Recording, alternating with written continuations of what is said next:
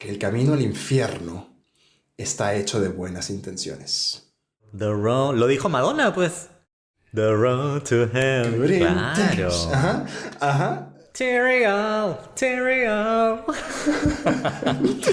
Ok, volviendo a Walter White. No, es que pobrecito, o sea, su familia, que se... Lo hace por sus hijos. Exacto, lo hace por sus hijos. Pobre hombre, lo hace por Ni sus hijos. cagando, Sí, Pacha. no. Pero de noche, Gustavo Fring se pone unas medias, se pone esos tacos, no mentira. De día es full pollos, pero de noche... Full pollas.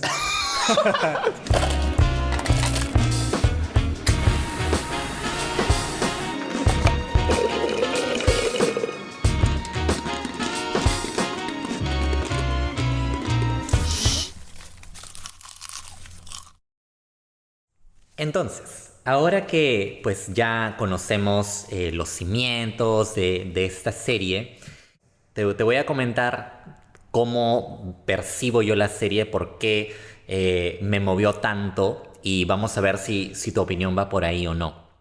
Lo más bacán, en realidad, el mensaje principal que me deja la serie, está muy relacionado al camino, a la involución que atraviesa Walter White.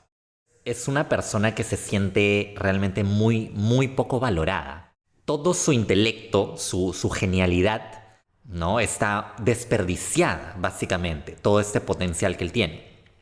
Entonces, evidentemente vive frustrado, ¿no? Ya vimos el tema de su empresa que se vuelve multibillonaria mientras él está a duras penas, ¿no?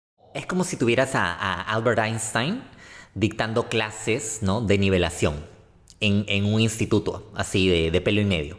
Entonces, así de dramático es la vida profesional de Walter White.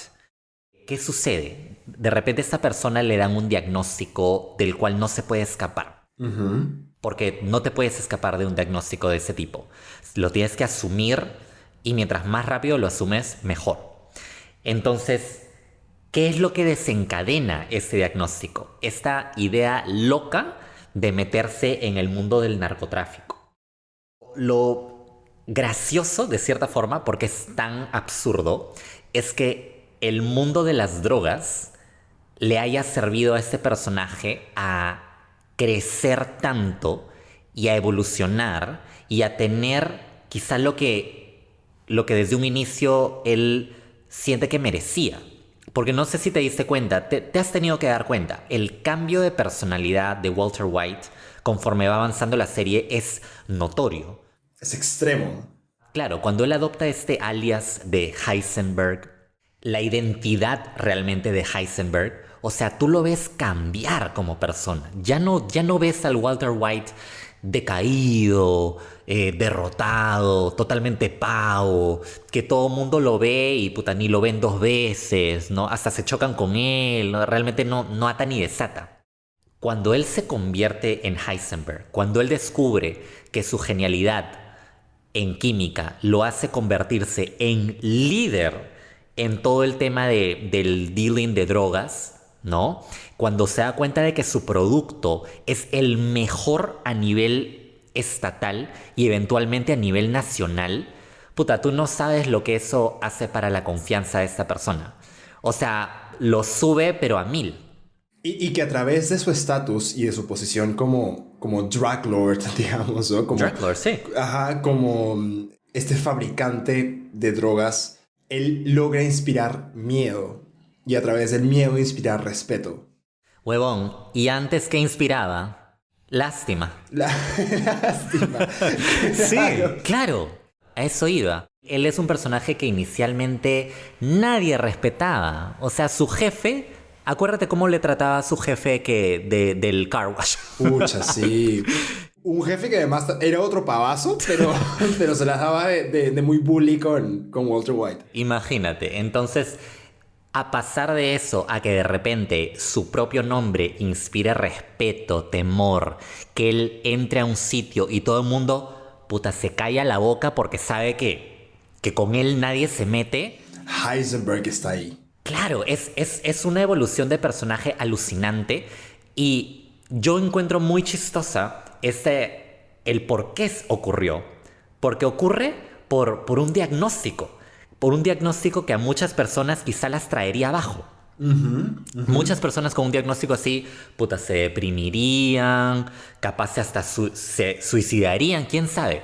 Pero Walter White usa esto como una especie de trampolín para lograr crecer como persona. Ahora, evidentemente yo no estoy condonando el hecho de que se vuelva narcotraficante, pero sí estoy valorando... O asesino. O asesino. Pero sí, un pequeño detalle. Pequeño detalle. Pero sí estoy valorando el hecho de que, sea como sea, este personaje logró finalmente que su genialidad imponga el respeto que merecía desde un inicio y que siempre se le negó, que las circunstancias de la vida no lo permitieron. Tú te acordarás que al inicio Walter White siempre hablaba de que no, cuando se excusaba y decía, yo he hecho esto, yo estoy haciendo esto por mi familia. Por la familia. Porque quiero que tengan dinero, quiero que estén bien, que no sufran el tema de deudas. Entonces, por muchas temporadas él tuvo este speech. Y tú lo veías como que, bueno, ok, te la creías, porque esa era su motivación al inicio. Pero conforme va avanzando la serie, y sobre todo cuando te das cuenta de este cambio en personalidad, se hace tan notorio, y lo mucho que disfruta él de este nuevo estatus que tiene, porque es un nuevo estatus totalmente, te das cuenta que lo que dice al final es lo más honesto que ha dicho en toda la serie. Que él dice, ¿sabes qué? Yo no hice esto por ustedes. Yo lo hice por mí. Eso me voló la cabeza porque finalmente Walter White tuvo el valor de decir, ¿sabes qué? Sí, yo me sentía hasta el pincho, yo era una persona totalmente fracasada y vi una oportunidad de conseguir todo lo que en algún momento quise. Estatus, respeto, dinero, y la tomé. Sí, tuve que meterme en drogas y convertirme en un asesino, pero es lo que tuve que hacer. Claro, son gajes del oficio, gajes del oficio. Gajes del oficio, o sea, no vienen al caso. Entonces, Walter White para mí es un personaje increíblemente complejo. Sí. Porque you sympathize with him, o sea, empatizas con él, pero a la vez rechazas muchísimas cosas que él hace. Entonces estás en un constante tira y jale con este personaje, hasta el final, de hecho. Y para mí, este es el verdadero valor de la serie. Esa palabra de este es un personaje complejo es muy cierta. Yo quería también, pues tú empezaste haciendo una lectura, digamos, benevolente, tal vez, de Walter White, en el sentido de un diagnóstico de cáncer lo empuja, ¿no?, a tomar estas medidas desesperadas, definitivamente extraordinarias, porque el Walter White, entre comillas, normal, que es el Flanders, básicamente, nunca habría tomado ese camino, pero al estar desesperado, tiene que hacerlo, entre comillas, por su familia. Eventualmente nos damos cuenta, y eso es muy progresivo, y creo que esa es la genialidad de Vince Gilligan como escritor y creador de esta serie, ¿no? Esto es pasito a paso, es como una decantación así, gota a gota, literal, de cómo va pasando esa transformación. Y eventualmente ya es innegable, o sea, creo que ya nadie que tenga sentido común puede decir, no, es que pobrecito, o sea, su familia... Lo hace por sus hijos. Exacto, lo hace por sus hijos. ¡Pobre hombre! Lo hace por sus cagando, hijos. Sí, no.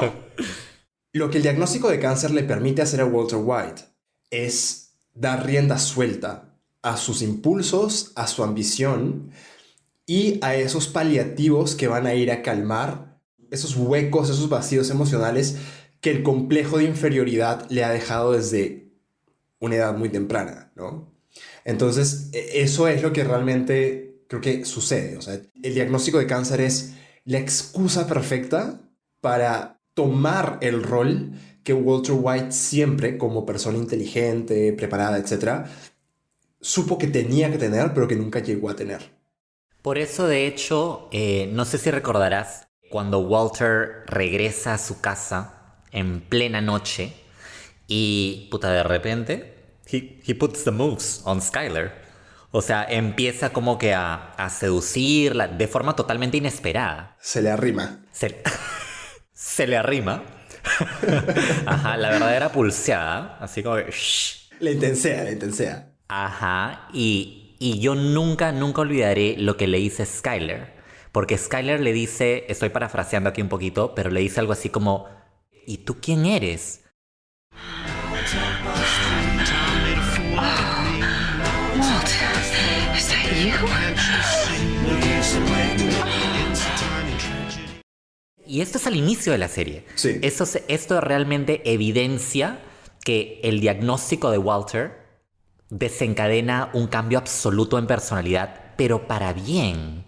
Es muy extraño, porque este diagnóstico le permite vivir finalmente como alguien que no tiene nada que perder. Ajá, exacto. Así, vivir a lo loco y tomar decisiones totalmente extremas y erróneas e ilegales. Se da el lujo de poder hacerlo, de poder vivir al margen de la ley. Bien, entonces, diseccionando un poquito, Sergio, esta transición y esta involución de Walter White, ¿qué elementos podemos sacar? Yo tengo uno muy importante, que es la ambición. Creo que es un tema y una característica muy presente en el personaje de Walter White. Todo empieza con buenas intenciones, ¿no? Al principio, pero todos sabemos que el camino al infierno está hecho de buenas intenciones. Lo dijo Madonna, pues. The road to hell. Claro. Ajá, ajá. Cheerio, cheerio. Ok, volviendo a Walter White. Greta Garbo and Monroe. Listo. El punto de partida es, esto lo hace por su familia y porque necesita dejarle a su familia, en lugar de deudas, una herencia, pues, que les permita sostenerse con tranquilidad por el resto de su vida. Sin embargo, esta buena intención va tergiversándose en un deseo de simplemente acumular y acumular y acumular mucho más. Entonces, pronto nos vamos dando cuenta de cómo, a pesar de que Walter White se ve obligado a caer cada vez más en situaciones extremas, drásticas e ilegales y totalmente inmorales para mantenerse, digamos, creciendo en este negocio, siempre sigue sintiendo que aún le falta más. Es decir, siempre en esas, más o menos, ¿no? Vamos avanzando en la temporada 2 y 3 y vamos viendo cómo se le presenta obstáculo tras obstáculo. Y sin embargo, Walter siempre dice como que no, es que todavía no es suficiente, todavía no es suficiente, todavía no he llegado, ¿no? Necesito un poco más para mi familia. También es cierto que en ese camino pues pasan muchas cosas que a él le hacen perder un montón de plata. Entonces siempre tiene que reiniciar, ¿no? Pero ya luego vamos viendo cómo, por más que Walter White llegó a realmente a tener mucho más de lo que quería y necesitaba para su familia por el resto de su vida. Literal. O sea, literal, llega un punto en el que tiene un cuarto lleno de una ruma de dinero. O sea, ahí había como... Bueno, de hecho en un momento dice la cifra, eran más o menos $80 millones. A la mierda. Y sin embargo, él nunca pudo parar, ¿no? Hasta que ya las cosas se salieron totalmente de su control. Se volvió pues compulsivo, pero puta, por 1000. Exacto. Y hay un quote en particular que le dice a Jesse Pinkman en un momento en el que Jesse está dudando muchísimo de si continuar, ¿no? Jesse está en una encrucijada, en un dilema moral muy fuerte, justo por todos los crímenes que tiene que cometer al lado de su ex profesor. Y Jesse le dice, pero ya tenemos suficiente negocio, ya tenemos suficiente plata, ya dejémoslo ir. Y Walter White le responde, lo que pasa es que tú, Jesse, estás equivocado. No estamos en el negocio de las drogas. Yo no estoy en el negocio de las drogas. Yo estoy en el negocio de los imperios. Jesse, you asked me if I was in the meth business or the money business. Neither. I'm in the empire business. Ya la meta de hacer plata para dejarle algo a su familia estaba long gone, ya hace rato que había superado esa meta. Él lo que en ese momento quería era volverse el capo de los capos de la metanfetamina en Estados Unidos. Y yo creo que eso está totalmente conectado al tema de su ex empresa, que se volvió multimillonaria. Ajá. Porque quizá Walter dice, bueno, ellos lograron esto, yo también puedo lograr mi propio imperio. ¿Entiendes? Yo también tengo esa capacidad. Como mucho de lo que hace Walter White a lo largo de la serie, sus acciones básicamente son un medio para llenar vacíos que tenía. Había acumulado muchos complejos. Entonces, su drive, su motivación es justo llenar, ¿no? Llenar ese complejo de inferioridad. Exactamente. Y vaya que lo llena. Lo llena con una ruma de billetes 10 barriles, de esos barriles para cargar tipo de... del Chavo. El barriles del Chavo, hasta más grandes, hasta más grandes. Más grandes. Más grandes que el barril del Chavo, pero de plata, ¿no? De dólares. Hay otro tema que a mí me encantaría tocar con respecto a la experiencia de Walter White, pero ya no solamente él, sino él en su entorno, ¿no? Es decir, él rodeado de las personas que hacen parte de su familia y Jesse Pinkman, que es su compañero, su socio, su sidekick en esta empresa. El Sancho Panza de Don Quijote. El Sancho Panza, exacto. Quiero hablar de la complicidad, que creo que es un tema que es tratado también desde un punto de vista muy chévere. Se le da una complejidad importante en Breaking Bad. ¿A qué me refiero con complicidad? Hay dos personajes, ya seguramente en un momento vamos a hablar en particular de cada uno de ellos. Dos personajes que al inicio de la serie no tenían nada que ver con esas intenciones o esos proyectos de Walter White, pero que Walter progresivamente va enredando su telaraña, ¿no? de crimen y de asesinatos y de drogas. Estoy hablando de Skyler, su esposa, y de Jesse. La mayoría de personajes en esta serie pasan por un proceso de transición, lo cual es interesante.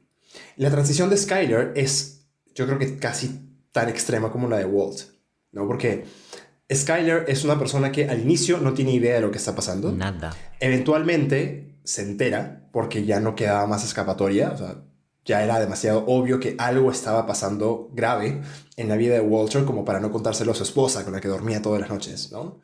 Y a pesar de que inicialmente hay un conflicto entre los dos, hay un rompimiento, no se separan y todo, a raíz de que Skyler se entera de que Walter está fabricando metanfetamina. A deal breaker for most people. Claro, algunas personas dirían, bueno, ok, sí. Pero eventualmente Walter logra convencer, y esto lo estoy diciendo muy consciente, logra convencer y motivar a Skyler a conspirar con él, a ser parte de la empresa también. Y el rol de Skyler es un rol muy importante, que es, ella va a gestionar el lavado de dinero, ¿no? Gestiona el lavado de dinero, que es un crimen grandote, ¿no? En cualquier país, si no, pregúntenle a la señora acá. Y pues ese es el rol de Skyler, ¿no? Y eventualmente se vuelve su cómplice. Y sin embargo, dentro de esa complicidad no es una complicidad de dale, brother, hay que hacerle, qué rico las drogas, qué rico la... No. Skyler tiene una relación muy difícil con Walter White y sigue siendo una relación súper accidentada. O sea, de hecho, en el momento en el que Skyler se entera, se rompe realmente un vínculo esposo-esposa, un vínculo conyugal entre los dos. Se rompe por completo y nunca se vuelve a recuperar. Porque Skyler es una víctima de Walter White, es una víctima más. Ella no tiene una escapatoria. Por algún u otro lado, Walter siempre logra decirle, ojo que aquí tengo esto, ojo que tú eres mi cómplice porque ya sabías, ojo que estamos pagando nuestras cuentas con dinero de la droga, ojo, ¿no? Entonces Skyler básicamente ya se ve enfrascada en tanto problema que tiene que decirle, ok, Walt. El otro personaje que es cómplice de Walter hasta cierto punto es Jesse Pinkman, ¿no? Que para mí, la verdad, Jesse Pinkman es la víctima principal. Exacto, es la víctima más que recibe el impacto más grave, ¿no? El mayor impacto de lo que hace Walt a lo largo de la serie. Y al inicio, Pinkman es un cómplice. Él sí es un compinche, ¿no? Él entra muy consciente de a qué se está metiendo. Claro. Pero progresivamente, Walt va desencadenando y va liberando como esos impulsos, esta ambición, ¿no? Y en un momento Jesse se da cuenta de que esto es demasiado. Sí tiene una brújula moral finalmente y tiene algunos principios que Walt ya rompió. Entonces se rehúsa a ser su cómplice, pero otra vez tenemos a un Walt que chantajea, que le dice, pero ojo que yo sé exactamente lo que hemos hecho, ojo que toda la plata que has ganado en estos últimos meses es gracias a lo que estamos haciendo acá. Y pues finalmente Jesse tampoco tiene escapatoria.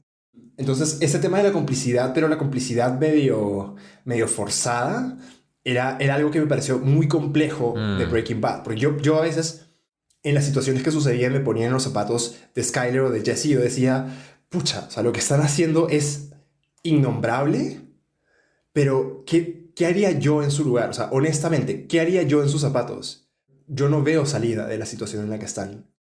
Sí, de hecho, ahora que tú mencionaste todo eso de Skyler, no recuerdo al 100% por qué Skyler pues accede a encubrir a Walt. Peor aún, por qué accede a ser parte de y a ser cómplice del tema. Porque Walt le dijo a Skyler que las cuentas que habían estado pagando ya era dinero de drogas, básicamente, ¿no? Ok. Le dice Skyler como, ¿te has dado cuenta de que hace rato no tenemos problemas de plata? ¿Cuándo fue la última vez que me escuchaste hablar de que tenemos problemas, de que no podemos pagar eso, de que no podemos pagar lo otro? ¿No? ¿Te has puesto a pensar de dónde ha salido esa plata con la que hemos estado pagando las cosas? ¿No? Y Skyler le dice como, ah, chucha. Skylar, you wanted me out. I'm out, but I will provide for my family. Not with that money. You'd be making us accessories after the fact. Skylar, how do you think we've been paying our bills these last 6 months? O sea, básicamente ya está implicadísima. Estaba implicada, pero todavía no era cómplice. Ok. Pero por ese momento pasa el accidente de Hank. Y de hecho lo que reúne a Skyler y Walt como pareja, medio entre comillas, ¿no? O sea, porque estaban separados, estaban viviendo en casas diferentes, pero eventualmente regresan a vivir juntos. Y lo que los regresa es el hecho de que Hank tiene el accidente, le disparan, va al hospital, no puede pagar los bills, los fees del hospital, y Walt paga por el tratamiento y la terapia física de Hank. Entonces, en ese momento, básicamente para Skyler la salida de lo que está haciendo está mal, te voy a denunciar y voy a ir con mi cuñado, que es agente de la DEA, para denunciarte, se rompe, ¿no? Porque ahí el cuñado agente de la DEA ya está implicado. Claro. Y ahí es cuando Skyler accede a continuar, porque se da cuenta de que la plata en efecto ayuda. Un tema que también ancla Breaking Bad es evidentemente el tema de la honestidad y las mentiras, ¿no? Yo siento que es un tema que es tratado desde el inicio, ¿no?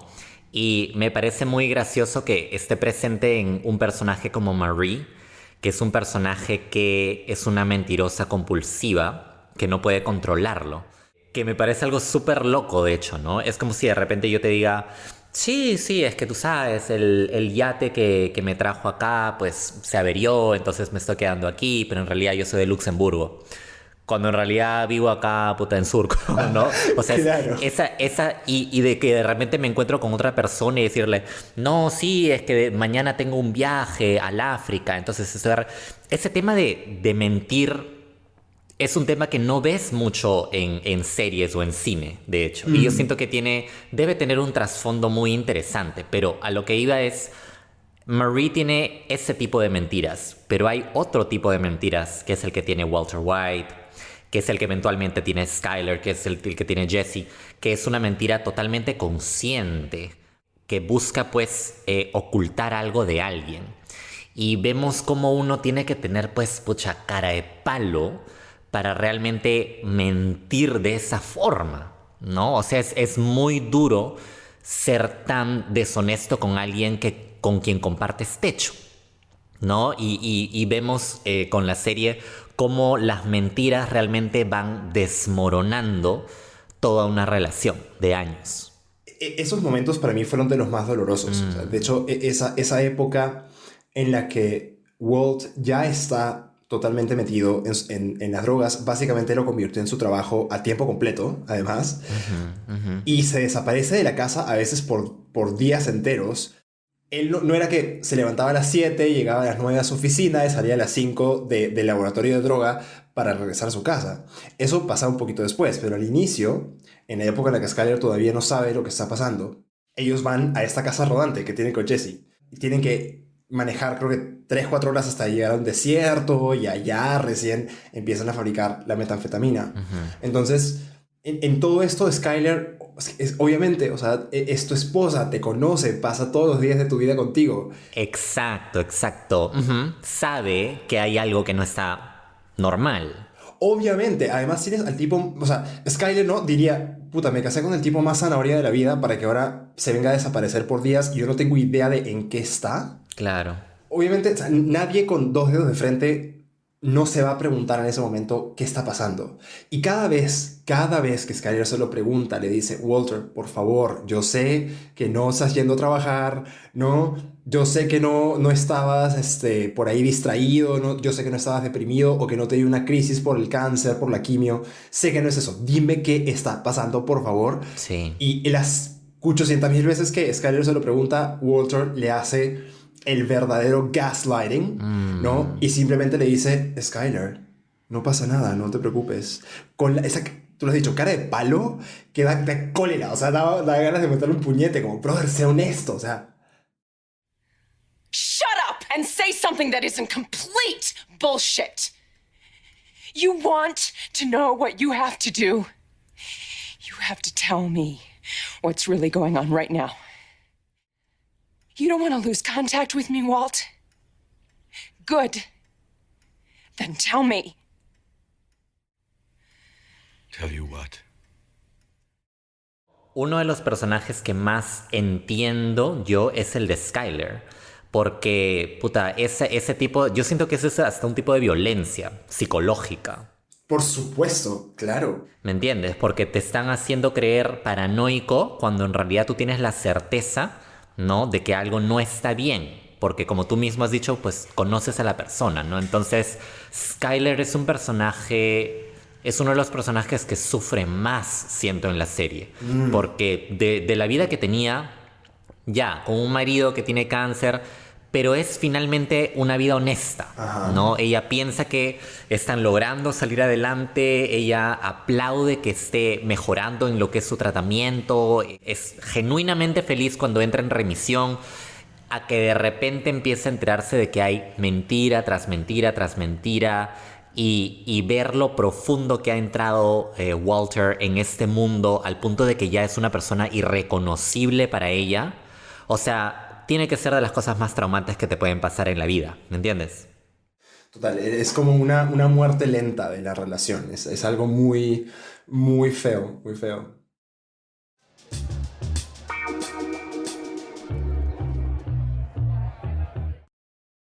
Literal. Y ahora que estamos en este punto, ¿qué tal si comentamos un poco acerca de... Hay como un puñado de personajes recurrentes. Entonces quizás sería buena idea un poco recordar algunos momentos relevantes, algunas story arcs o argumentos de cada personaje que nos hayan marcado. Ok. A ver, voy a empezar con algo chiquitito porque tú lo mencionaste. Ok. Y para mí siento que es uno de los tal vez únicos o poquitos plot holes que tiene Breaking Bad. Ajá. Que es la cleptomanía y la mentira compulsiva de Marie. Porque Marie hasta la temporada 5 no tiene un cambio radical. Ajá. Marie es básicamente la misma persona. De la cleptomanía y la mentira compulsiva, ella hacía algo que era divertidísimo, que era, se iba a las viewings casas. De casas, exacto, ajá, o sea, ajá. iba a visitar casas que estaban en venta solamente para robarse tipo una cucharita, ¿no? Una estatuita chiquita, o sea, huevadas realmente, ¿no? Ajá. Pero tal vez algunas de ellas tenían algún valor, ¿sí? Sobre todo sentimental, creo yo, para la familia que vendía la casa. Pero era casi como un hobby para ella, ¿no? Era un Sí. pasatiempo, era algo que ella hacía... Era un escapismo, creo yo. Sí. Tenía mucho de escapismo en ese momento. Porque en ese momento creo que Hank estaba en rehabilitación. Claro. Una vez que a Hank le disparan, Marie tiene el rol de cuidadora, ¿no? Y es un rol básico porque Hank literalmente no podía ni ir al baño. De hecho, hay una escena que a mí me impactó muchísimo, que es una en la que Hank tiene que ir al baño, ¿no? Tiene que hacer del cuerpo y... ¿Hacer del cuerpo? ¿Nunca has escuchado eso? No, jamás, pero bueno. Hacer del cuerpo es cagar. Ok. No sé, Sí. no sé si alguna cancha habrá escuchado eso. ¿Dónde has escuchado eso? ¿Hacer del cuerpo? En la Biblia. En películas, en la Biblia. Mateo 32:11. Y entonces nuestro Señor se excusó de la mesa porque tenía que ir a hacer del cuerpo. Oye, encaja. Evangelio según San Mateo. Ok, ¿y qué pasó en esta escena? Y Marie le tiene que ayudar a colocarse en la cama porque Hank estaba literalmente postrado y le tiene que poner el vasín, no sé, este recipiente que utiliza para poder hacer sus necesidades, pero desde la cama, ¿no? Y Marie tiene que estar ahí básicamente para recibirlo y llevarlo. Entonces, ese rol de cuidadora primaria de una persona, ¿no? Una persona totalmente dependiente, la sacan un poquito de ese cuadro de cleptomanía, pero después cuando ya Hank se recupera y todo, como que no se vuelve a saber de lo que le pasa, de lo que pasa con eso, ¿no? Entonces, me habría gustado tener un closure de eso. Qué bacán que comentes eso, porque ese momento es justo lo que yo iba a decir acerca de Marie. Ese interín en el cual ella se convierte en la cuidadora de Hank, siento que es el momento más rescatable como personaje que tiene ella. Porque creo que no hay nada más difícil, uno, que ver a una persona que quieres sufrir tanto. Hank es una persona totalmente activa. Puta, él iba para allá, iba para acá, conducía, hacía de todo. Hacía sus cervezas artesanales. Imagínate. Y de repente que no pueda ni pararse de la cama. O sea, es recontra difícil. Pero más difícil que eso es mantener una actitud positiva al respecto. Y Marie lo intentaba. Marie muy pocas veces, o sea, Hank entendiblemente, he snapped. O sea, él le respondía mal. Es como que, yeah, whoop-de-doo, like, yeah, I could move a finger. Like, you know, let's throw a fucking parade. You're so strong today. Did you work up an appetite? I'm sure that you did. Listen, I was thinking about cooking tonight. So Marie. Get out.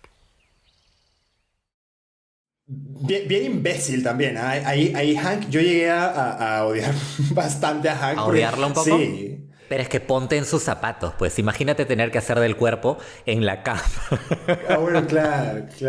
O sea, ¿me entiendes? O sea, Sí. el personaje de Hank ahí atraviesa una fase, pues, recontra demoralizing y totalmente emasculating. ¿Me entiendes? O sea, ya no es el proveedor de antes, ya no es el macho alfa. Ahora a él lo tienen que cuidar como a bebito. Entonces yo entendí totalmente que él respondiera mal, pero lo que rescato de Marie es que no se dejaba amedrentar de eso. Ella mantenía su buena postura y le daba lo mejor que podía a Hank en esos momentos tan oscuros para él. Eso para mí la reivindicó muchísimo. Por supuesto que Marie mantiene una actitud positiva. Y sin embargo también veo un problema ahí. Porque no es normal que una persona recibiendo tanto maltrato de tu esposo al que estás cuidando como un bebé, porque literal lo bañaba, lo limpiaba, lo vestía, pucha, todo. Haces todo eso por él y él te trata como una mierda, ¿no? Entonces, y mantenerte así tan sonriente, tan shiny, porque ella llegaba un día random y decía, mira Hank, te compré esto, te traje tal cosa, ay, mira, estaba pensando que hoy para la cena deberíamos comer pollo, pero no sé, tal vez a ti te gusta la pasta. Tenía esas conversaciones como súper, ¿no? Como súper de esposa abnegada, y Hank le respondía como una piedra, ¿no? Hank estaba en su peor estado. Ese fue su peor estado de Hank. Total. Absolutamente irritable. Era terrible, pues. Pero para mí dice mucho, y pues esto sí creo que está conectado con la cleptomanía y la mentira compulsiva de Marie como desfogue, porque tú lo dijiste, era un escape. En esta época, una persona, creo, asertiva, o sea, con más inteligencia emocional, buscaría cierto equilibrio y buscaría que Hank reconozca que no le está tratando bien. O sea, yo creo honestamente que eso sería lo adecuado, ¿no? O sea, yo te entiendo perfectamente, pero sí tengo la opinión contraria. Bueno. Yo opino lo que ya había mencionado, ¿no? Que por lo mismo que quieres tanto a esta persona, le pasas, digamos, soportas este momento tan feo. Ok, bueno. Es debatible, ¿no? Es debatible, sí. O sea, mi punto es hasta qué punto, ¿no? Porque yo creo que hay un límite para todo. Claro. Y nadie por ningún motivo debería tener que soportar un abuso verbal, además sostenido, porque estamos hablando de un proceso que duró meses, o sea, como toda un una año. Temporada, claro, toda Exacto, una temporada de la temporada. serie, creo, sí. Y de hecho, justo por esta época es que Marie empieza a visitar las casas que estaban en venta y empieza a robar cositas de las casas, porque eso es un desfogue, ¿no? Porque Marie Y aquí voy con, eso no es lo saludable es dialogar, comunicar, confrontar asertivamente. Pero Marie lo que hacía era, ¿sabes qué? Ok, tírame toda la mierda que quieras, entiendo, te dispararon, estás traumado, en fin. Tírame toda la mierda. Yo encuentro mi propio desfogue. Exacto, que yo encuentro mi desfogue afuera, ¿no?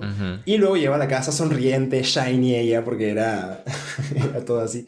Bravazo, me parece un genial análisis.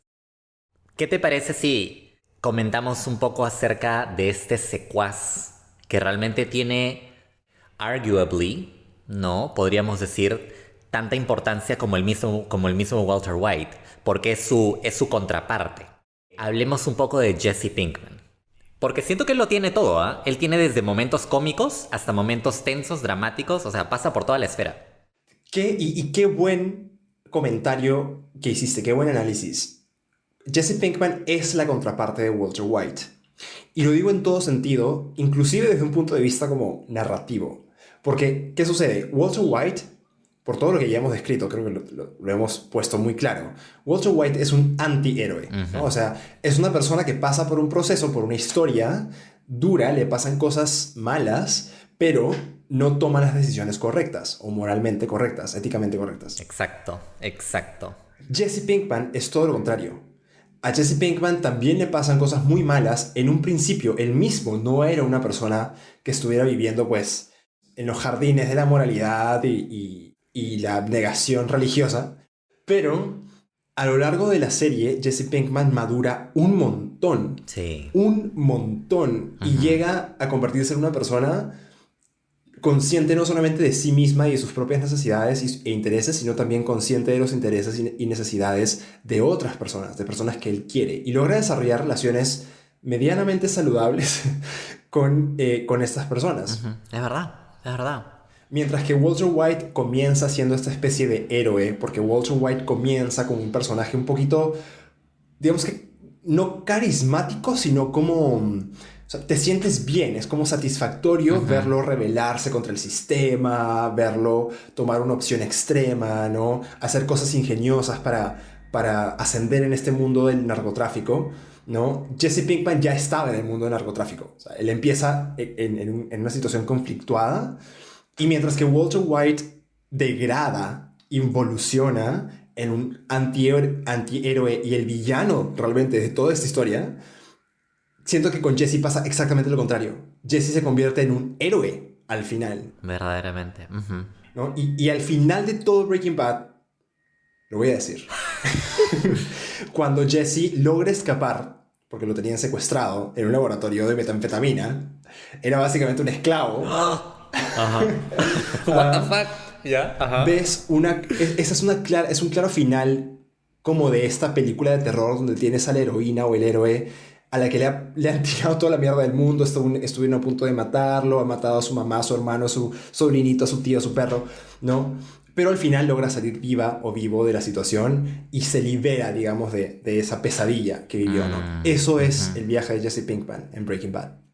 Bravazo. Mira, yo te voy a mencionar dos cosas muy diferentes sobre Jesse Pinkman que siento que capturan sus dos lados más opuestos, que son el dramático y el cómico. Ok. Tiene muchísimos momentos, pero por algún motivo estos se quedaron conmigo toda la vida.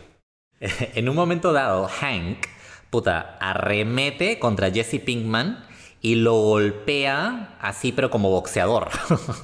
Bla, bla, bla, golpe tras golpe. Lo desfigura. Uy, olvídate. Como el padre Carras. El espíritu del padre Carras, poseyó a Hank. Lo poseyó a Hank. ¿Cuál Pazuzu? Y de repente, lo desfigura, lo deja totalmente moreteado. Entonces, ¿qué sucede? Días después, cuando Jesse es llevado al hospital y Walter White lo visita, Walter le empieza a dar como una especie de speech, una especie de estrategia, como que ahora tienes que hacer esto y ahora vas a hacer el otro. Y Jesse en ese momento explota.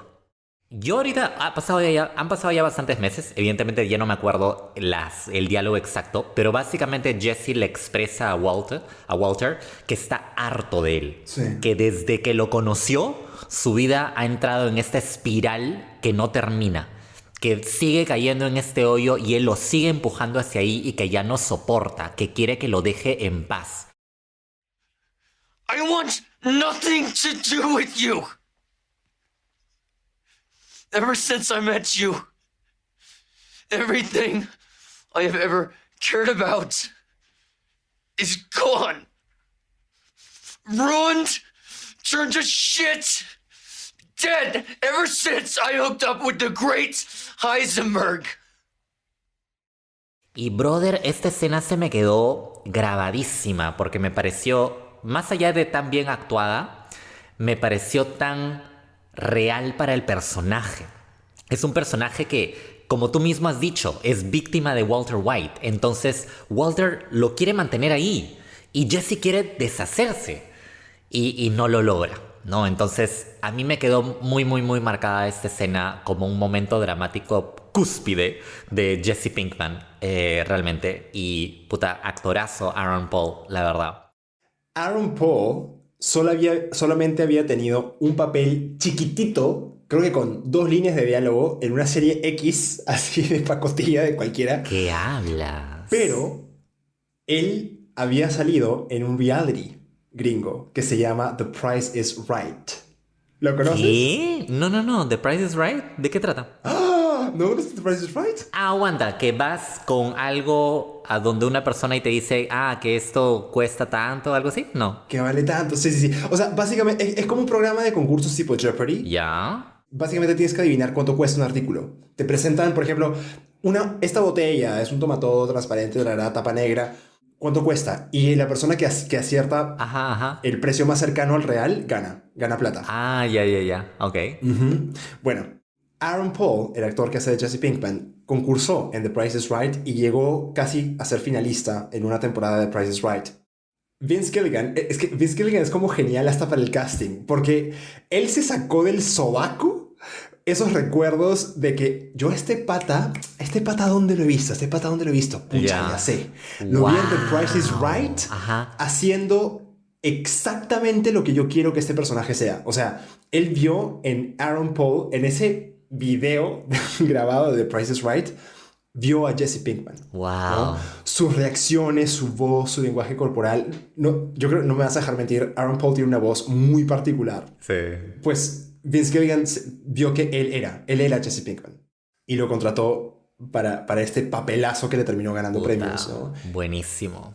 Sí, inclusive el detalle de la voz, después de Breaking Bad, Aaron Paul le dio voz a un personaje de una serie que también ha sido súper galardonada, que es BoJack Horseman, serie animada, y él hace el personaje ahí también de una especie de sidekick del protagonista. Manja, muy interesantes esos datos. Y para cerrar un poco el tema con Jesse Pinkman, para mí, hay un momento que se me quedó grabado así toda la vida, pero realmente no tengo el contexto. Pero lo que ocurre es que básicamente yo ni siquiera sé dónde está Jesse Pinkman. Ahora, Jesse Pinkman habrá dicho la palabra bitch. Clásico. No sé, unas clásico. 1 millón de veces. 1 millón de veces en toda la serie. Pero en este momento, literal, no sé a quién le dice, pero le dice... Yo, Gatorade me, bitch. Puta madre. Usó Gatorade como un fucking verb, huevón. Me parece brillante. Ahí estamos hablando de 2 cosas. De Vince para escribirlo y de Jesse con su delivery. Puta, fue magia. Me cagué de risa en ese momento. Y yo no sé cuándo, en qué episodio habrá ocurrido, pero bueno, es parte de la magia de Breaking Bad. Tiene esos momentos de diálogos excepcionales, puta, dispersos por toda la serie. Hay un momento cómico que para mí, a mí se me quedó grabado, pucha, en la mente y en el corazón de Jesse Pinkman. Porque creo que tú y yo conseguimos Jesse Pinkman, Love. Aaron Paul, Love. Sí. Lo amamos. He's the bad boy that everyone wants. Sí. Es que es como este chico rebelde, todo, que se hace el malo, pero parece un niñito imberbe. Claro, tiene su corazoncito. Ajá, y es tierno. Lo Entonces es. Y es bien intencionado finalmente. Bueno, hay una parte, Jesse Pinkman no es la persona más brillante del mundo. En eso también contrasta abismalmente con Walter White. Creo que eso es en la temporada 1, cuando todavía Walt y Jesse están cocinando la meta en el RV, en la casa rodante, está en el medio del desierto y de pronto la casa rodante, que era un vejestorio de los años 60, creo, tenía como 50 años ese carro, se malogra. Ay, Dios mío, ya me acordé, ya sé lo que vas a decir. Se malogra y están en medio del desierto y no pueden hacer que encienda el armatoste ese. No pueden hacer que encienda. Intentan de todo. De todo. Intentan, rezan todo. Darle electricidad, le rezan, saumerio, ¿no? Imposición de manos, todo. Nada funciona. Y de pronto, entonces, ya están frustrados, se sientan en el piso del carro y Walt está tratando de pensar, pucha, ¿qué hago? ¿Qué hacemos? ¿Qué hacemos? Está mirando todo porque están en un laboratorio, entonces tienen herramientas, tienen cosas, entonces está tratando de idear un plan para poder hacer que el carro arranque. Y Jesse de pronto lo ve en eso que está mirando y le dice, Mr. White, porque todo esto, Jesse llamaba a Walt Señor White. Claro, Mr. White, lo cual también era muy tierno. Lo es. Fue su profesor y nunca lo dejó de llamar Mr. White. Entonces le dice, Mr. White, ¿y usted no puede idear una máquina para sacarnos acá? ¿No puede construir un robot? How about you take some of these chemicals and mix up some rocket fuel? That way you can just send up a signal flare. Or you make some kind of robot to get us up, or a homing device, or build a new battery, or wait, no. What if we just take some stuff off of the RV and build it into something completely different? What? Solamente lo mira con su cara de ¿qué mierda me estás hablando? Cállate que tú no metiste en ese problema. Bueno, toda esa parte en la que ese intercambio de Walt con Jesse sobre cómo se puede construir un robot con la genialidad de Walter, a mí me pareció increíble. O sea, ahí Jesse era tipo personaje de una serie de niños, o era tipo personaje de Cartoon Network, una cosa así.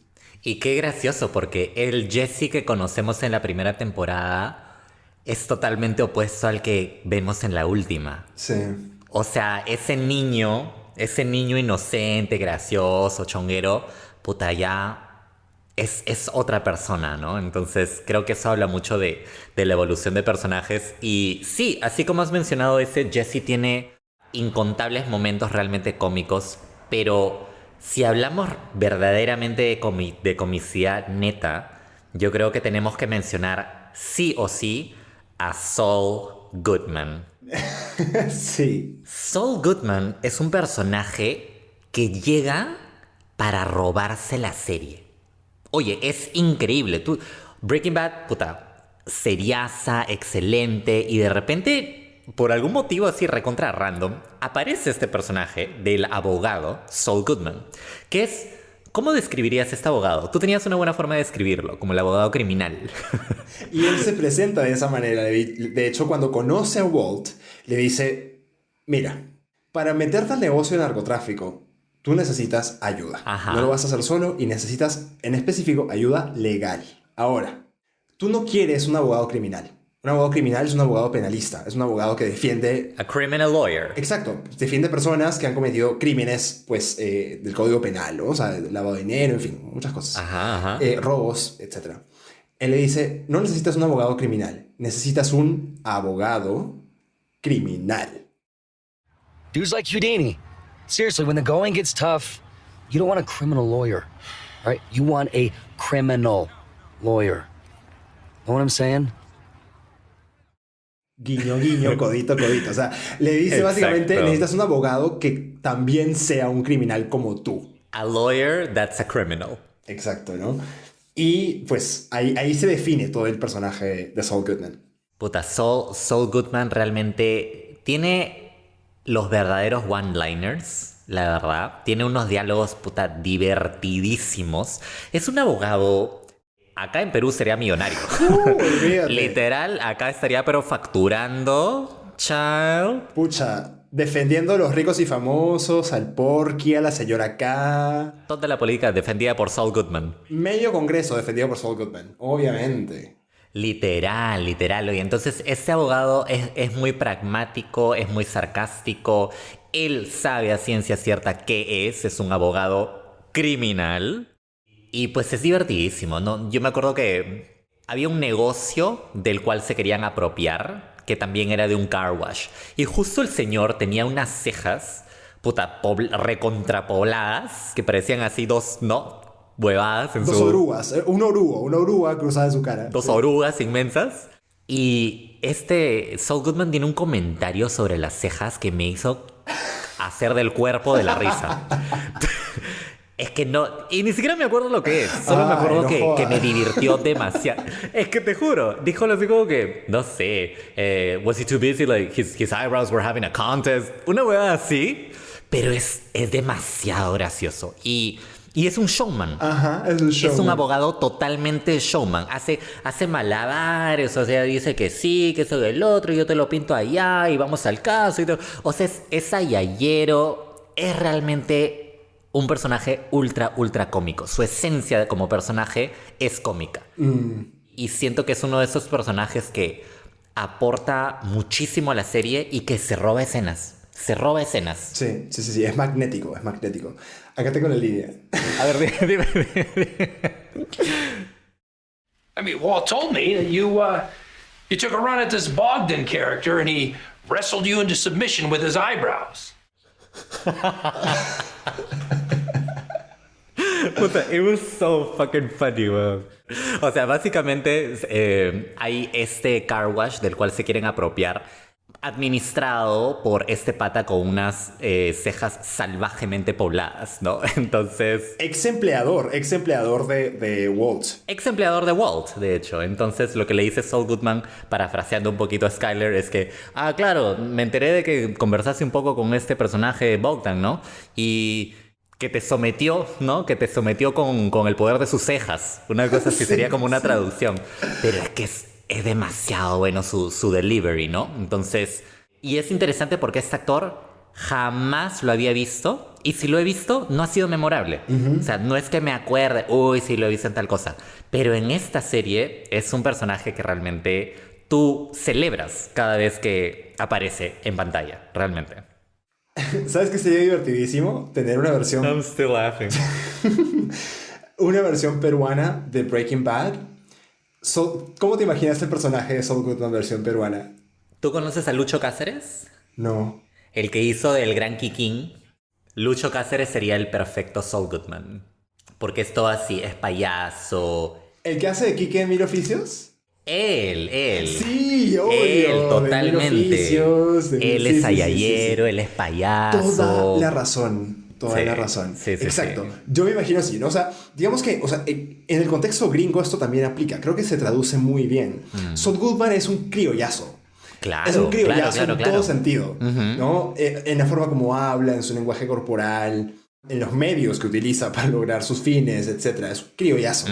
Y pucha, se roba las cámaras, realmente. Yo les aconsejo muchísimo que si ya vieron Breaking Bad, no, ni siquiera si han visto Breaking Bad, si han escuchado hasta acá y no han visto Breaking Bad, en primer lugar, gracias, porque se quedaron a pesar de los spoilers.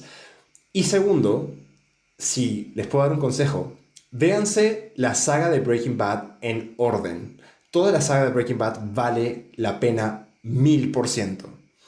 Pero hay un orden cronológico. Primero está Better Call Saul. Es la historia de Saul Goodman y varios otros personajes de Breaking Bad. Luego está Breaking Bad y luego está la película El Camino. Better Call Saul es una gran serie. Es una gran serie. Es muy parecida a Breaking Bad a nivel de la profundidad con la que aborda los temas, la complejidad, los dilemas que te presenta.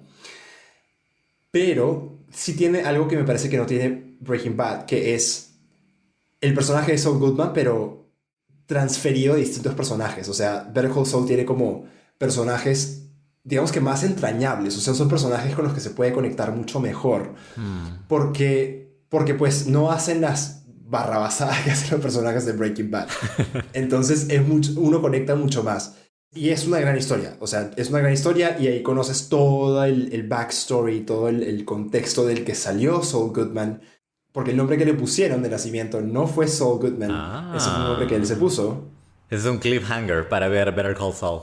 ¿Tú sabes por qué es Saul Goodman o no? No, de hecho no. ¿Lo dicen en Breaking Bad? Creo que sí. No, creo que they hint. Claro, como un comentario muy in passing, porque realmente no... ¿Te lo puedo spoilear o me vas a odiar? No, te odiaría. Ah, ok, bueno, es un joke, by the way, o sea, no es ninguna historia profunda, es un joke.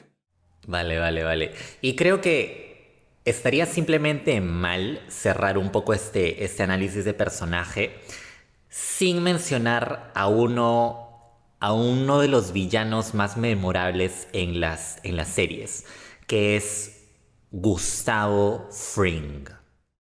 Solamente superado por Frollo del Jorobado de Notre Dame.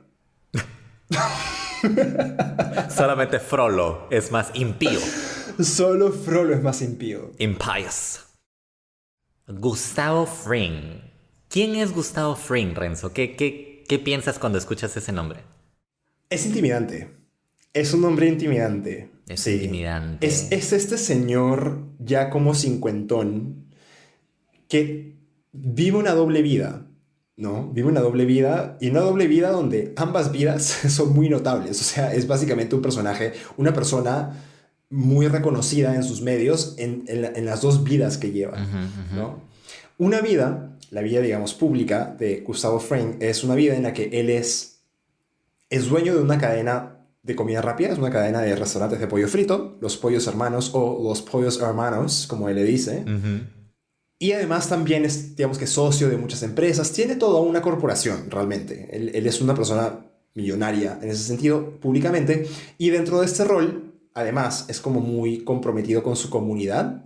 Entonces se hace notar mucho en beneficencias, aporta, dona muchísima plata a un montón de causas. Entre ellas está la misma DEA.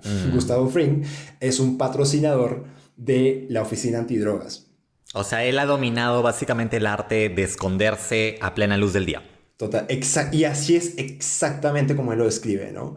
La forma como él lo describe, en sus palabras, es esconderse A vista de todos. a vista y paciencia de todo el mundo. Exacto, en plena vista, ¿no? In plain sight, dice él. Y esa es justo su estrategia, porque lo que les acabo de contar es la vida pública o lo que hace Gustavo Fring de día, entre comillas. Pero de noche, Gustavo Fring se pone unas medias, se pone esos tacos, no mentira. De día es full pollos, pero de noche... Full pollas. Yeah. Sí, exacto. Entonces, ¿qué hace Gustavo Fring con su tiempo libre cuando no está manejando su cadena de Los Pollos Hermanos? Básicamente es un capo de las drogas. Es el jugador más grande del mundo del narcotráfico en todo el estado de Nuevo México y uno de los más grandes en Estados Unidos. O sea, es una persona que, de hecho, lo millonario que aparenta ser con Los Pollos Hermanos y sus empresas, solamente es un lavadero de dinero. O sea, básicamente es la punta del iceberg. Su verdadera riqueza está en vender metanfetamina, ¿no?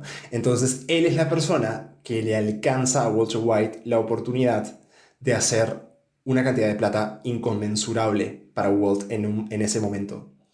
Y pues es muy particular, además, porque tiene una forma de expresarse, o sea, la forma como él, digamos que se lleva, se porta su persona, es muy especial, es muy, muy diferente. No es como te imaginarías al narco traqueto, ¿no? Que con el carrazo que salta y... Como Tuco. Exacto, como Tuco. Hay muchísimos otros personajes que caen en esta descripción, que son el típico narco, ¿no? Digamos, estereotípico. Inculto. Exacto. Vulgar, ¿no? Impulsivos, violentos. Gustavo Fring encajaría perfecto en una lectura de poesía en cualquier librería. Declamando. Encajaría perfecto. Sí. Encajaría perfecto en una galería de arte.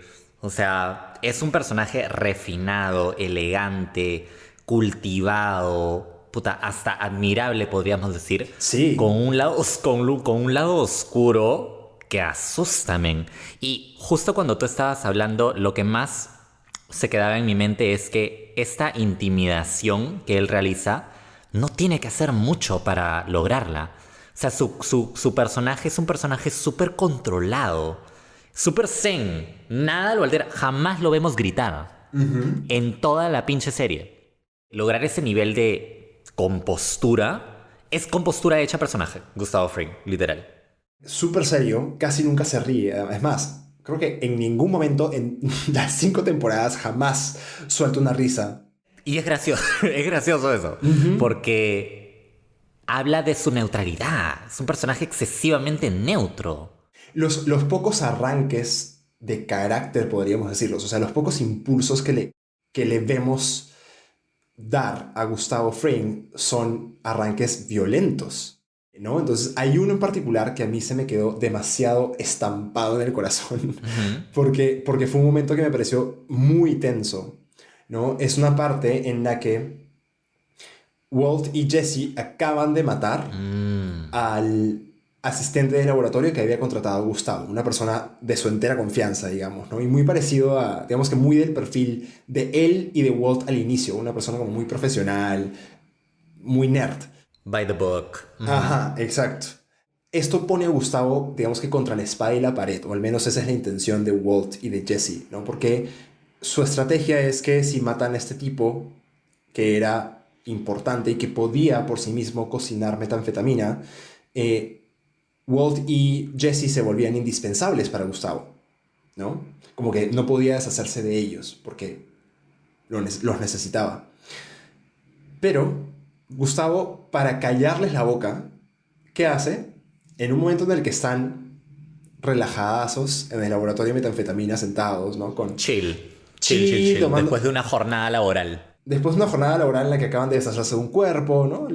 Business as usual. Regular Tuesday. Un jueves cualquiera de Jesse y de Walt y de otro personaje, Mike, que trabaja con ellos.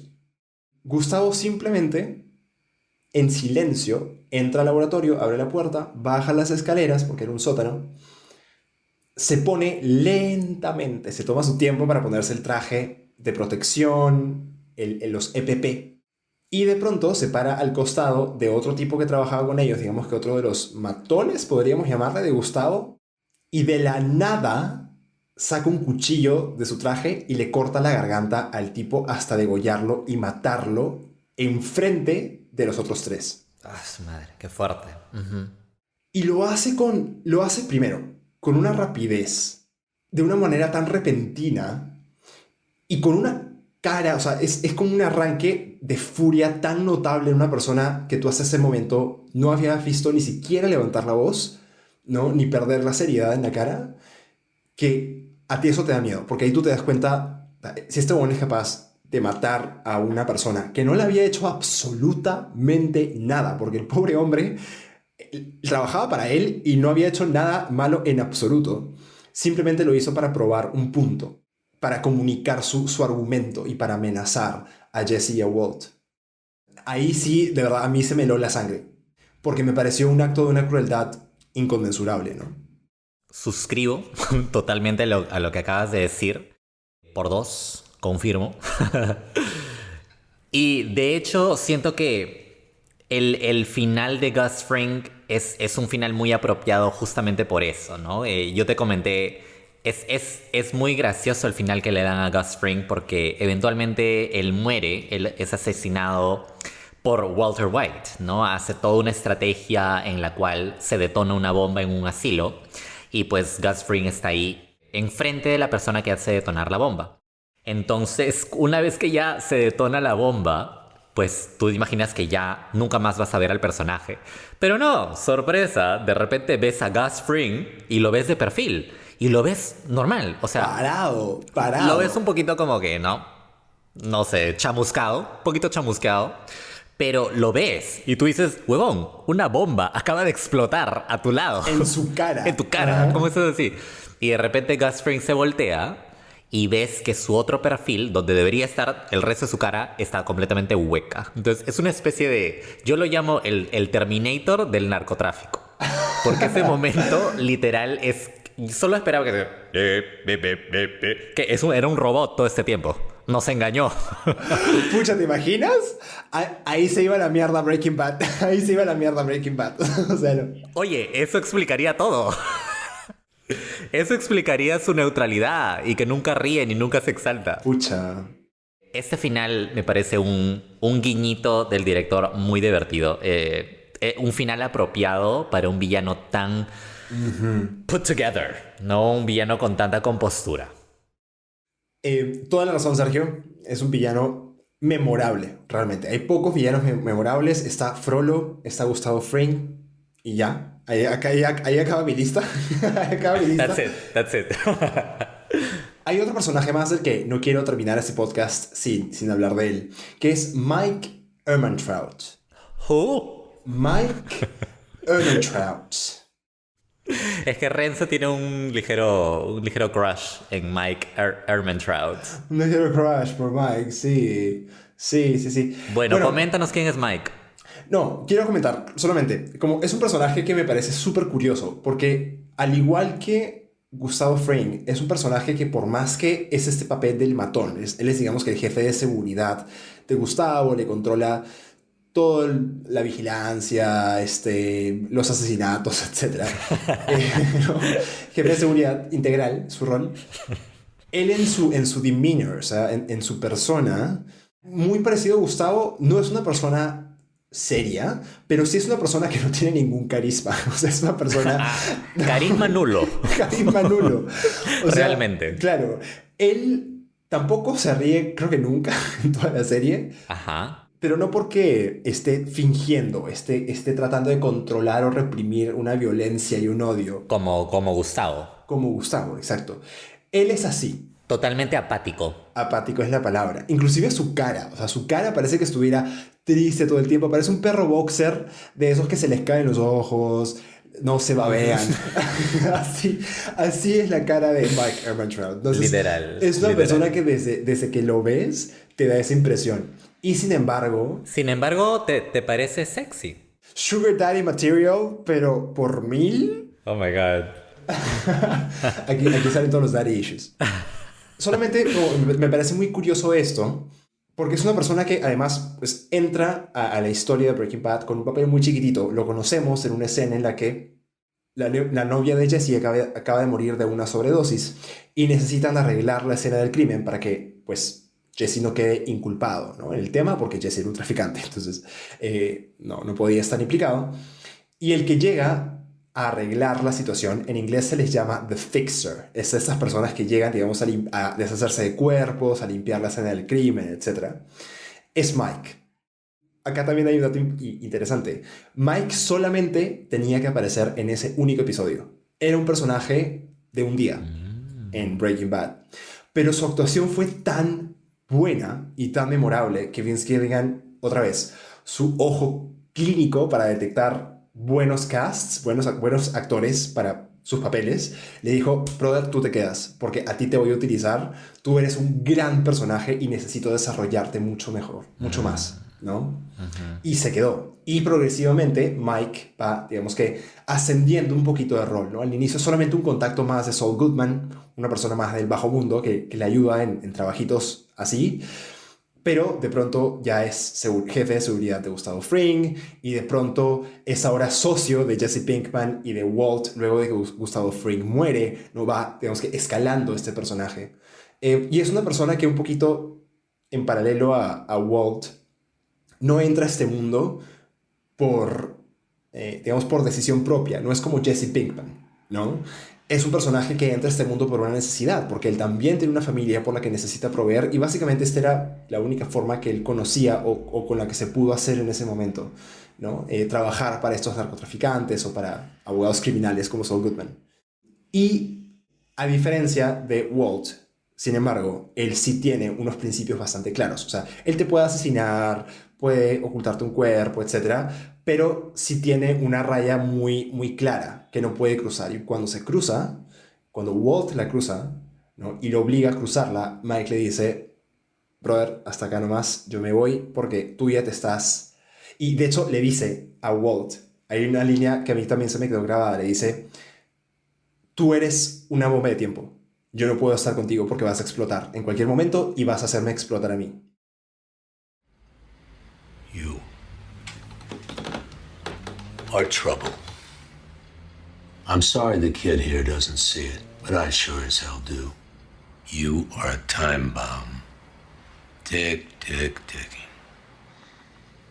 And I have no intention of being around for the boom. Y que ciertas palabras, Proféticas. proféticas, literal, eso es lo que era Walter White, una bomba de tiempo.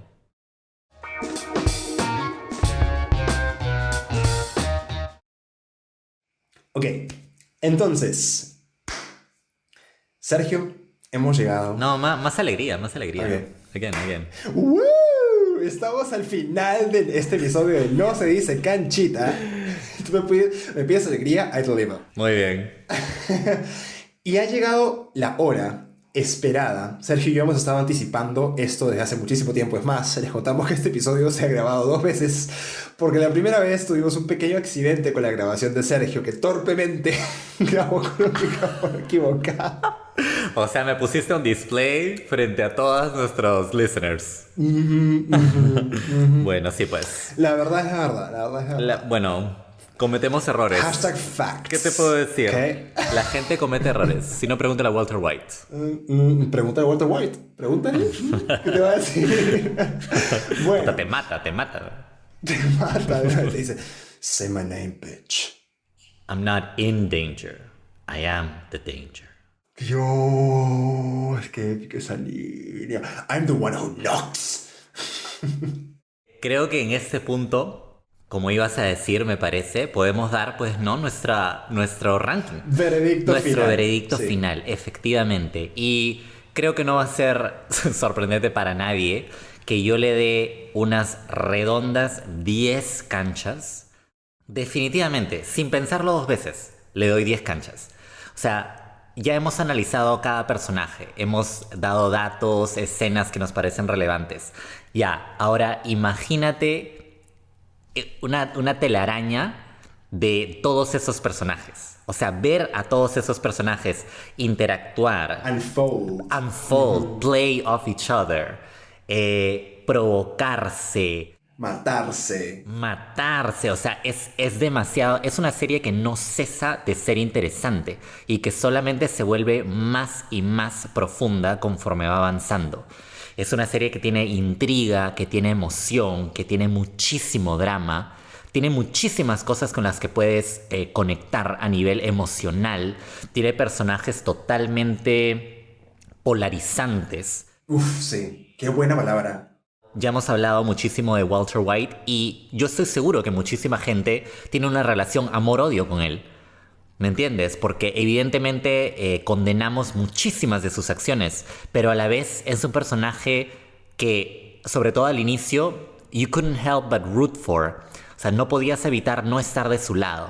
Entonces, como parte final que voy a mencionar para ya coronar estas 10 canchas, ese partnership, esa sociedad que forma Walter White y Jesse Pinkman, verla avanzar a lo largo de la serie, ver cómo Walter toma la actitud de padre en muchas veces hacia Jesse, porque lo hace. Sí, ver total. cómo Jesse genuinamente se preocupa por Walter cuando está batallando el tema del cáncer. Verlos chocar, verlos apoyarse, o sea, verlos frustrarse. Es realmente, me faltan palabras para describir lo buena que es llevada esta dupla, ¿no? Y la química de los dos actores es realmente insuperable. Así que de mi lado le doy 10 canchitas y es una serie que voy a ver de nuevo de todas maneras. Déjame decirte, Sergio, que si no me falla la memoria, esta va a ser, y vamos a coronarla y declararla, esta va a ser la primera vez que tenemos una coincidencia exacta. ¿Qué? En nuestro puntaje en la escala internacional de las canchitas. No puede ser. Yo le voy a poner 10 canchitas a Breaking Bad. Cerrado. Porque todo lo que has dicho... ¿Por 2? Por 2. Estoy de acuerdo con todo lo que has dicho. Obviamente es una serie brillantemente escrita, brillantemente actuada, muy bien desarrollada y que da un círculo completo. O sea, normalmente las series son producciones largas, pasan muchísimas cosas en el transcurso de la producción. Eso es algo que también hay que entender, ¿no? Hay actores que mueren, hay que traer a otra persona. Claro. Hay actores que son acusados de maltrato, de abuso sexual infantil, como House of Cards. Como en Glee. ¿Como en Glee? Claro, Glee tuvo varios actores que recibieron condenas de pedofilia. Ay, ¿en serio? No sabía. Sí, sí, sí. Ya próximamente hablaremos de Glee. Qué fuerte. Yo estaba hablando de Kevin Spacey en House of Cards. De hecho, esa era una referencia muy directa, pero wow, ok. Acabo de ser traumado por Sergio. Entonces, hay un mérito con el hecho de que esta serie haya podido abrir y cerrar de esa manera tan bien redondeada, tan completa, ¿no? O sea, conectando todos los puntos. Ya, digamos, a nivel de mi experiencia y mi conexión un poco emocional con Breaking Bad, esta es una serie que a mí, la palabra que tú usaste, creo que es lo que más rescato, más me gusta de Breaking Bad. Es polarizante, es decir, te confronta con tus demonios. O sea, te confronta con dilemas morales que, en serio, poniéndote honestamente en los zapatos del personaje, muchas veces no vas a saber cómo resolver, ¿no? Muchas veces vas a ver una persona que tal vez te identificas mucho con ella, dices, ay, qué chévere, ojalá que gane, que le vaya bien, y de pronto mata a un niño. Es como, ok, lo que lo llevó a hacerlo fueron condiciones extremas, pero aún así, o sea, ¿qué tan bajo tienes que caer para hacer lo que acabo de ver en la pantalla, ¿no? Entonces, a mí eso pasaba, casi que cada temporada pasa una y otra vez, y eso a mí me hacía conectar mucho con la serie, porque me encantan las series que te retan, como intelectualmente, éticamente, y esta serie es un reto a nivel moral, a nivel ético. Entonces, eso me parece genial.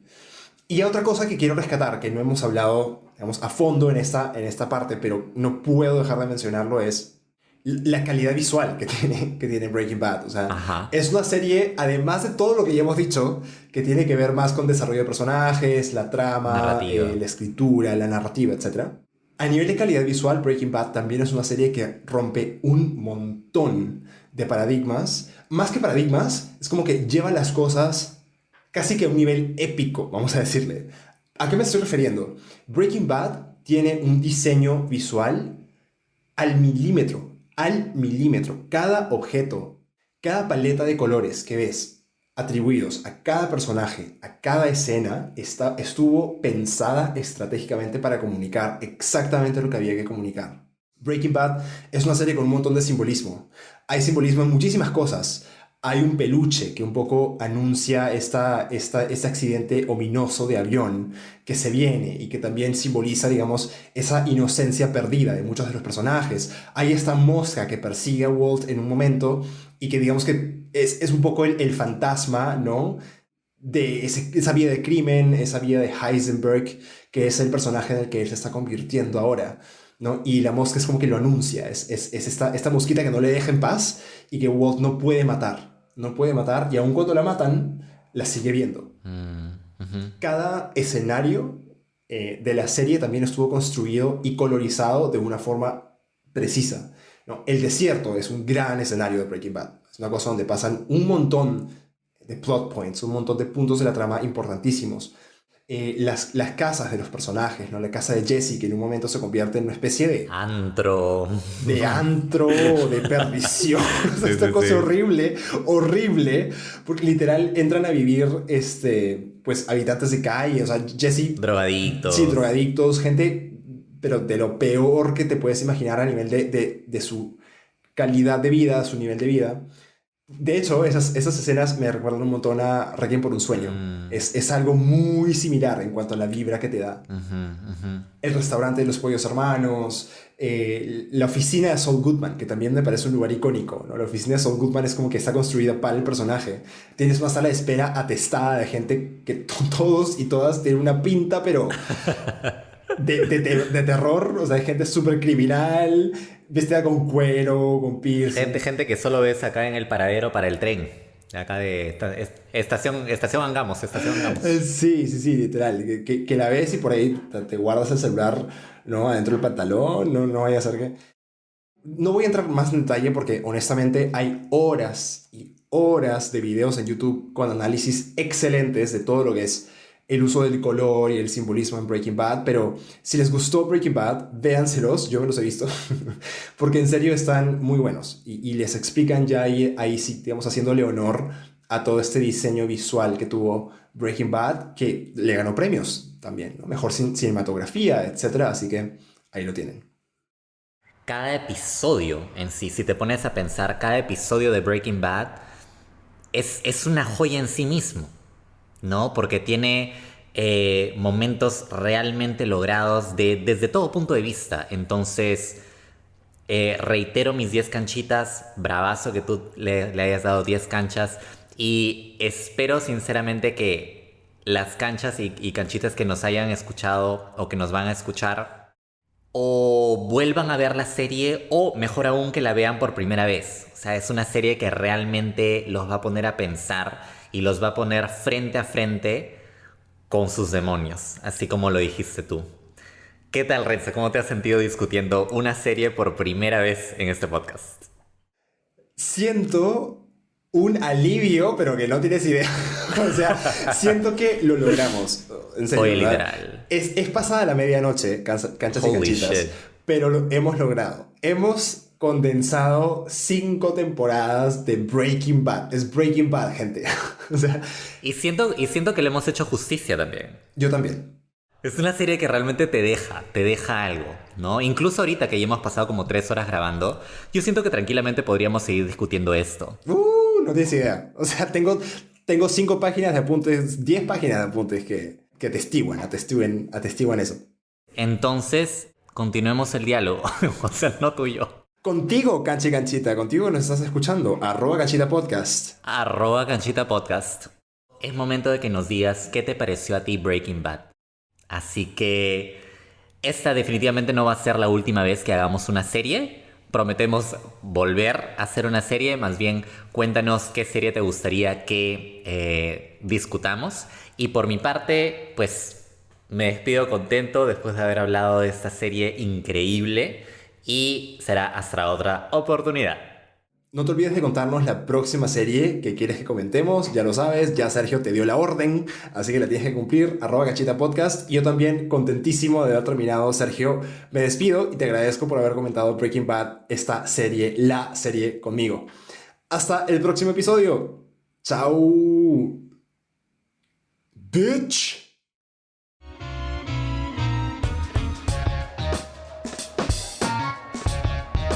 Queremos escucharte a ti también.